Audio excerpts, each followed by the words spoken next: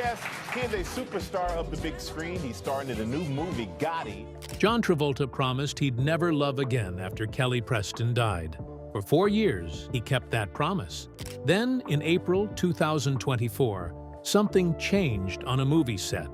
The 70-year-old star met someone who made him break his vow. His kids begged him to take the chance. His friends said Kelly would want this. But the woman who changed everything wasn't who anyone expected. And what happened next shocked Hollywood more than any of his past scandals ever did. My daydream was to do it in the movies, so you guys would be better at answering that question than me. What do you think it is? John Travolta was born on February 18, 1954, in Englewood, New Jersey. His home life was anything but peaceful.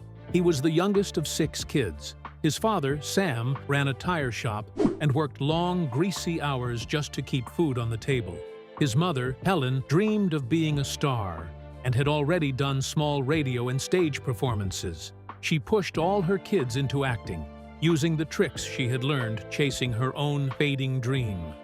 Their small house was always loud, there was no privacy, and John shared a bedroom with 2 brothers. Life was messy and crowded, but it taught him to handle pressure early. He learned how to stand out, even in chaos. At 16, Travolta made a decision that stunned everyone. On a cold November day in 1970, he walked into school and said he was dropping out. He'd been saving money for months by skipping meals and walking to work instead of taking the bus. He had $150 and a plan. That night, he told his family over dinner. His dad threw his coffee cup. His mom cried for 3 days. His siblings begged him to stay, but Travolta had already bought a one-way ticket to New York. On December 12th, he packed a suitcase with a few clothes and a copy of the Actor's Studio Handbook. He left so quickly, he taped his locker code to the mirror for his brother to clean out. In New York, things didn't get easier. Travolta spent 8 months getting rejected. He lived on cheap hot dogs and borrowed hope. Then one day, in August 1971, while doing laundry, he overheard 2 actors talking about an audition for Grease. He had never seen the show. Still, he lied and said he had. His audition lasted 4 minutes, but his energy grabbed the director's attention. He landed the role of Duty in the touring company. For the next 11 months, he traveled to 47 cities and performed 312 shows. He made $185 a week, more than he'd ever seen. That job opened the door to Broadway, where he starred in Over Here, alongside the Andrews sisters. They didn't think much of him at first, but after opening night, they were convinced. In 1974, Travolta took another gamble. He moved to Hollywood. He had $847, a beat-up Oldsmobile, and no contacts. The car broke down twice on the way. When he got there, he slept in parking lots and showered at a gym for $3 a day. His first job was playing an unconscious accident victim on Emergency. He got paid $75 for 47 seconds on screen. Then came a one-line part on The Rookies. Things were rough. His big chance came unexpectedly. He had just left a failed audition when his agent called. A casting director needed someone for a new show. Travolta rushed across town, 23 minutes late and wearing the wrong. He landed the role of Vinnie Barbarino on Welcome Back, Kotter. When the show aired on September 9, 1975, everything changed. Travolta became a star overnight. He studied Brooklyn teens for months to get the accent right. He hung out at Coney Island and listened to real high schoolers. Viewers thought he was from the neighborhood. In just 6 weeks, he was getting over 10,000 fan letters a week. ABC had to hire 2 people just to read them all. His catchphrase, "Up your nose with a rubber hose," showed up everywhere. Shirts, stickers, lunchboxes. That one line earned over $2 million in merchandise sales by Christmas. But the fame had a downside. Directors saw him only as the wisecracking teen. Serious roles were out of reach. When he auditioned for Saturday Night Fever, the director said, "I don't want Barbarino in my movie." Travolta had to prove he was more than just a catchphrase. Then came Diana Hyland. In 1976, while filming The Boy in the Plastic Bubble, Travolta met the actress playing his mother. She was 40, he was 22. Their connection was instant. Within weeks, they were a couple. People couldn't stop talking about the 18-year age gap. Hyland had been married before and had a young son. Travolta was still new to fame, but they didn't care. They were in love. They talked all the time, on set and off. Travolta would later say he had never felt that way about anyone. What he didn't know was that Hyland was sick.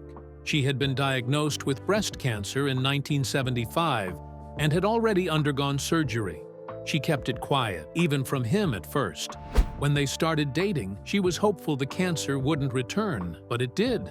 Travolta said she didn't realize she was dying until 2 weeks before the end. Still, she kept working. She finished 4 episodes of 8 is Enough. While the cancer spread, she never complained. Then came the call that changed everything. Travolta was filming Saturday Night Fever when Hyland's condition worsened. He didn't think twice. He left the set and flew to Los Angeles. They had been planning a future together, a house, a life, maybe even marriage.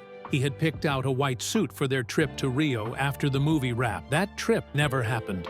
On March 27, 1977, Diana Hyland died in his arms. She was 41.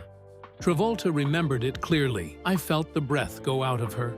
Her co-stars and close friends were there too. It was a quiet, private goodbye. 2 days later, artist Andy Warhol saw Travolta on a flight to New York. Warhol noticed the red eyes, the silent crying, the paper cup of liquor and juice.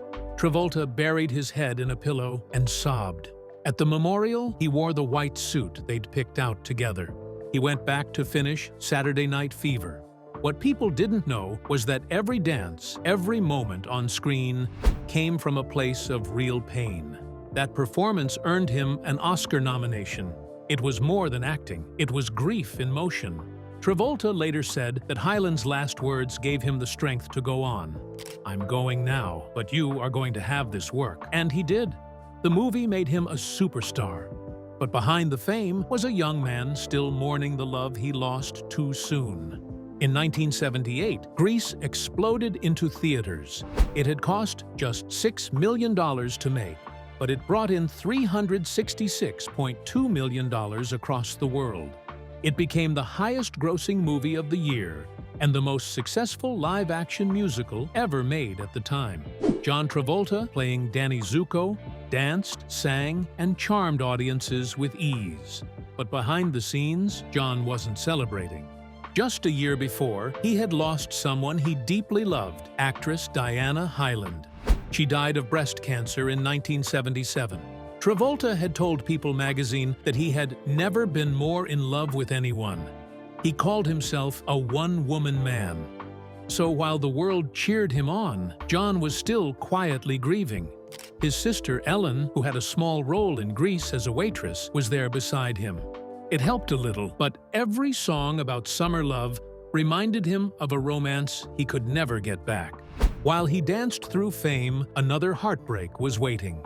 His mother, Helen Travolta, had been diagnosed with cancer, but no one told him. The family kept it secret, so he could enjoy the spotlight without worry. Helen had always supported his career. She even appeared briefly in Saturday Night Fever. She was proud, smiling at premieres, laughing at parties, while hiding her pain. John had no idea he was living a dream while his mother was slipping away. Then came the shock. On December 3, 1978, Helen died. She was 66. Just 20 months after Diana had died, now his mother was gone too. At the same time, Grease was still breaking records. The world saw a superstar. John felt completely alone. The pain was crushing. 2 women he loved, both gone, both taken by cancer. He began to wonder, was love always followed by loss? Just when he thought it couldn't get worse, something happened that shook the family even more. Only 6 months after Helen died, John's father, Salvatore Travolta, remarried. The bride, Helen's nurse, the woman who had cared for her during her final days, it stunned everyone. To John, it felt like betrayal. He didn't show it publicly. He stayed respectful, calm. But inside, he was angry and hurt. His mother was barely gone. His father had already moved on. The family that had once felt solid now felt broken. The wounds kept getting deeper. Despite the pain, John kept working. In 1980, he starred in Urban Cowboy. It seemed promising. Country music was everywhere, and he played Bud Davis, a tough young Texan. The movie made money. It even helped start the country craze in America, but something felt off. Critics said he was just playing another version of Tony Manero from Saturday Night Fever. Nothing new, nothing daring. He wasn't growing, just repeating. Slowly, people started to lose interest. They'd seen this before. Then came Staying Alive in 1983. It was the sequel to Saturday Night Fever, but it was a disaster. Sylvester Stallone directed it. The movie cost $22 million and made $127 million, but critics hated it. Roger Ebert mocked the over-the-top dance scenes. He said it had smoke, fire, ice, lasers, everything except soul. It lacked the gritty truth of the original. Instead, it looked like a long, flashy music video. Entertainment Weekly later called it the worst sequel ever. And just like that, Travolta's image crashed. People wondered if his earlier hits had just been lucky breaks. But in 1989, A Talking Baby gave him a second chance.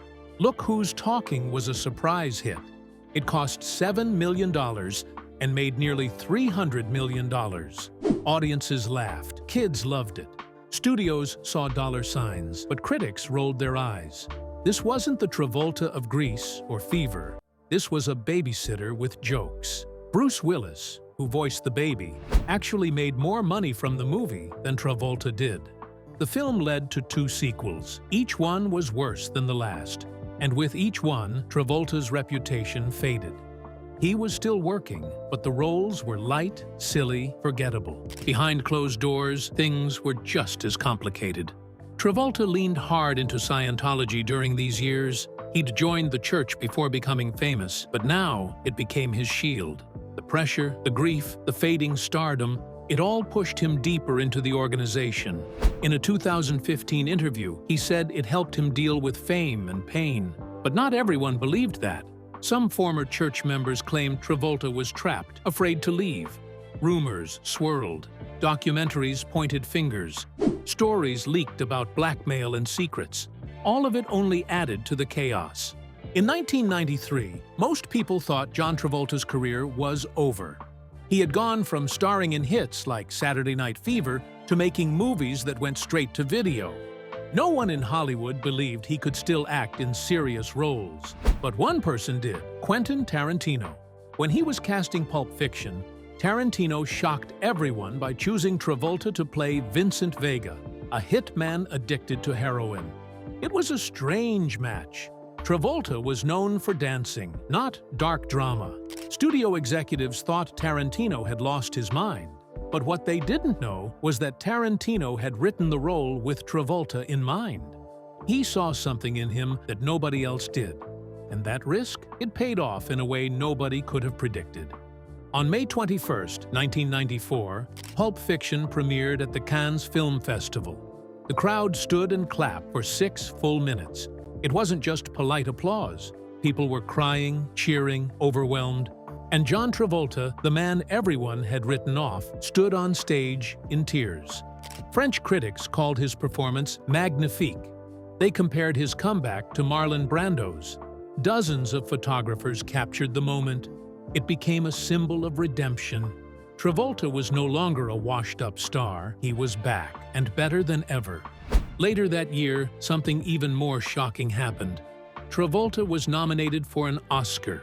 It had been 17 years since his first nomination for Saturday Night Fever in 1977. He was now 40. People thought his career had peaked long ago, but this second nomination proved them wrong. It wasn't a pity vote, it wasn't for nostalgia, it was real recognition. He was competing with legends, Tom Hanks, Paul Newman, Morgan Freeman. That nomination put him back in the spotlight, not as a dancer, but as a serious actor. And that meant everything to him. After Pulp Fiction, Travolta didn't go back to musicals. He chose smart, bold roles. In Get Shorty, he played a mobster trying to become a movie producer. He got a Golden Globe nomination. In Face Off, he and Nicolas Cage switched identities. Travolta had to act like 2 people at once, the The film made $245 million. Then came Primary Colors, where he played a character based on Bill Clinton.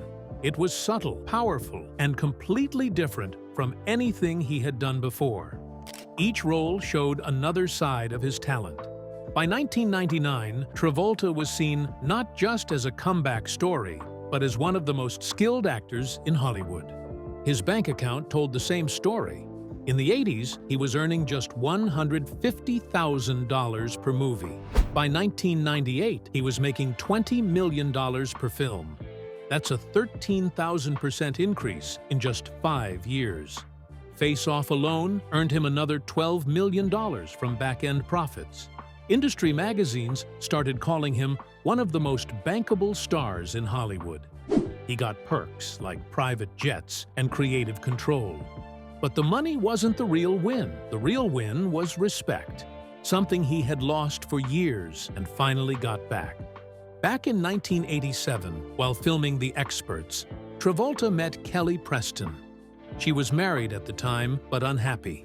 Travolta described it as love at first sight. She said the way he looked at her was unforgettable. After her divorce, though, she didn't rush into Travolta's arms. She dated George Clooney. She was engaged to Charlie Sheen, who gave her a 25-carat diamond ring. Still, something kept pulling her back to Travolta. After 3 years apart, they reunited. It wasn't a quick romance, it was a love that took its time. Travolta proposed on New Year's Eve, 1991, in a luxury restaurant at the Palace Hotel in Gstaad, Switzerland. At midnight, he got on one knee and offered her a 6-carat yellow and white diamond ring. Preston screamed with joy. Years earlier, as a teenager, she had taken dance lessons after watching Saturday Night Fever. She told her teacher, "I'm going to marry the man in the movie." That dream had come true. Soon after the proposal, she was pregnant, and their life together officially began. Their shared faith in Scientology was a big part of their bond. Travolta had joined after losing a girlfriend to cancer. Preston was already involved before they met. They even had their first wedding in Paris with a Scientology minister. When their son Jet died in 2009, it was their church that helped them cope.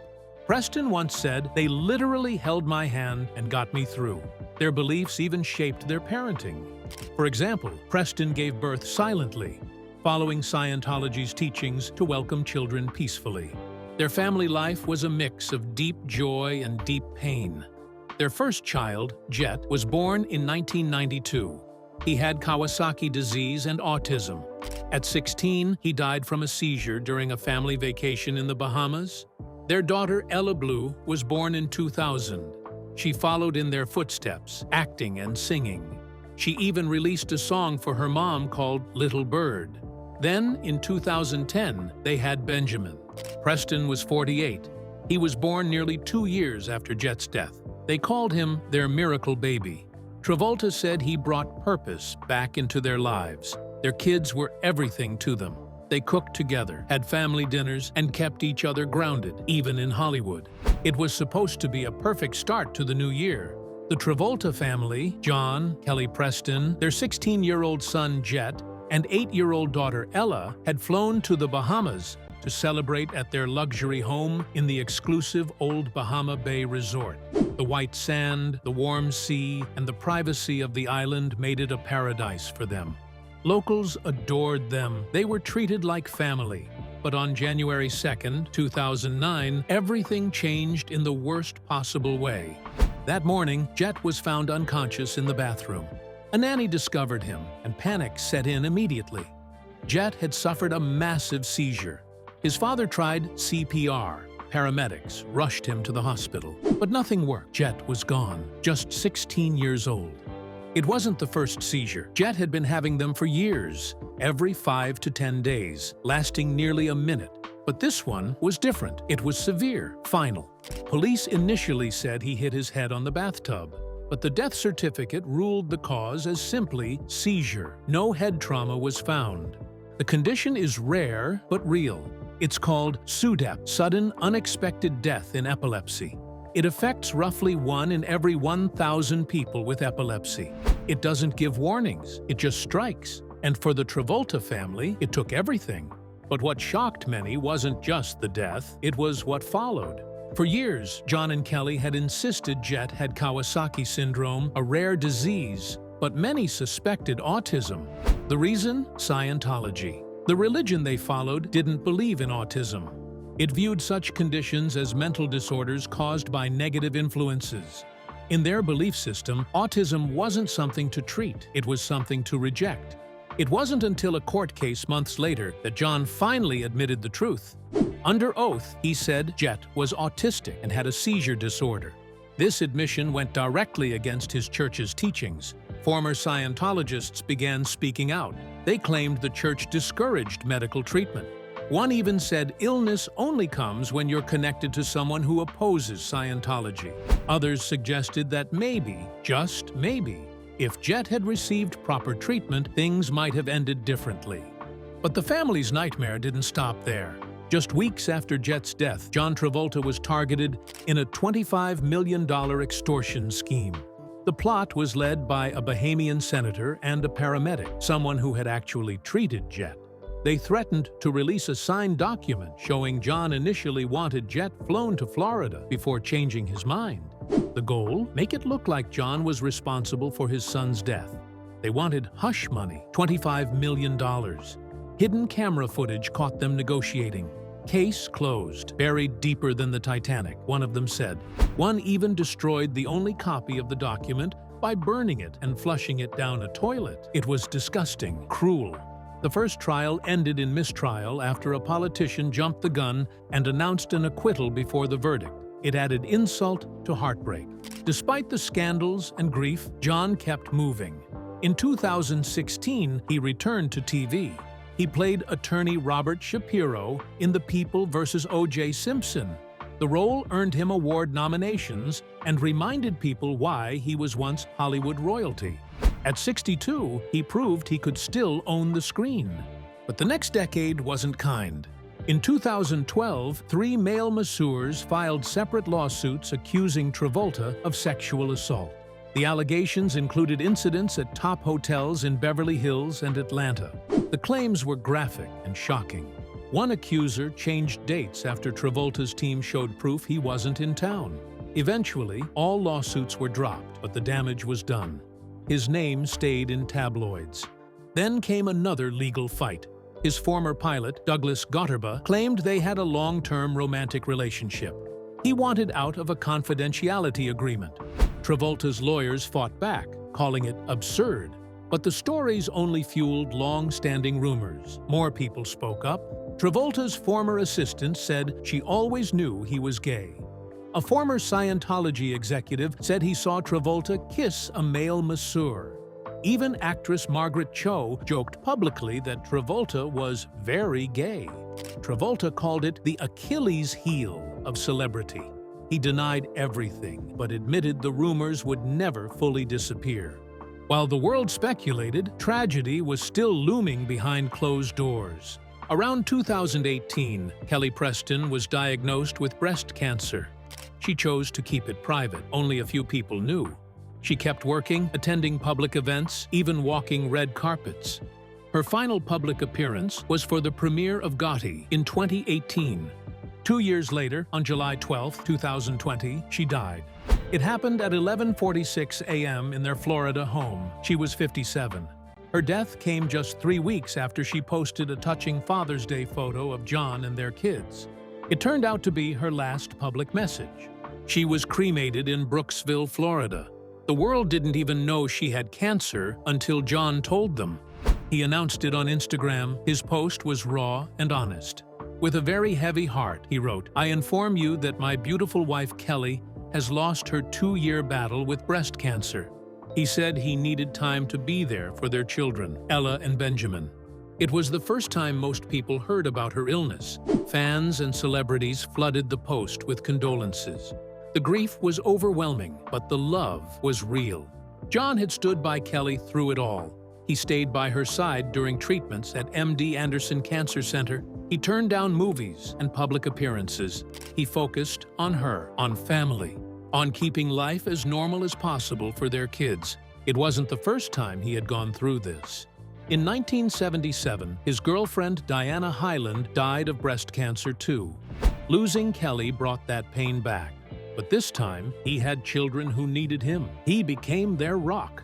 John Travolta's recent years have taken unexpected turns, some touching, some controversial, and some that have left fans confused. One of the most surprising parts is his friendship with producer Randall Emmett. Emmett's name has been in the headlines for all the wrong reasons. In 2023, his company nearly collapsed under lawsuits, fraud charges, and abuse claims. His ex-fiancée, Lala Kent, was already a known figure, but things got even worse when former employees spoke up. One assistant said he threw a ping-pong paddle so hard it cracked a glass door. The repair cost $800, and there was even an invoice for it. Another assistant, who was just 24, said she was terrified of him but felt like she couldn't show it. So why would Travolta stay close to someone like that, especially while dealing with the pain of losing his wife, Kelly Preston? At the same time, he was reportedly pulling back from Scientology. People who knew him from that world started to question his judgment. It didn't seem like the same Travolta who had always been seen as a loving husband and devoted father. The connection to Emmett made everything look more complicated and a little darker. Then came another twist that no one saw coming. In April 2024, reports said that Travolta had grown close to Kristen Davis, the actress best known as Charlotte from Sex and the City. They met while filming a movie called Cash Out. Insiders said the chemistry between them was obvious. Travolta, now 70, was telling friends how smart and beautiful she was. It was the first time anyone had linked him to a possible romance since Kelly passed away nearly 4 years earlier. What made it even more surprising? His kids, Ella and Benjamin, were okay with it. They reportedly liked Kristen and wanted their dad to find happiness again. According to sources, people on set were saying how great the two looked together, and Travolta's friends were encouraging him to take the chance. But there's a catch. Travolta has been deeply afraid to open up again. Friends say he's still scared of being vulnerable. They describe him as someone with a big heart who's always been kind. That fear of losing love again might be what's holding him back. After Kelly died, Travolta made a quiet promise to himself. He told people he would never date again. He felt it would dishonor her memory. For almost 3 years, he lived by that. He said he would stay loyal to her until the end of his life. But in 2023, something started to change. People close to him saw the loneliness creeping in. Friends and family reminded him that Kelly would have wanted him to be happy. They told him life is too short to spend it alone. The death of his close friend, Kirstie Alley, in December 2022 made that message even louder. It shook him. Another person he loved was gone. By the middle of 2023, Travolta started thinking that maybe he didn't want to be alone forever. Then, in May 2024, word came out that even his kids were encouraging him to start dating. But still, Travolta hesitated. He kept saying his children came first. He made excuses. He said it wasn't the right time.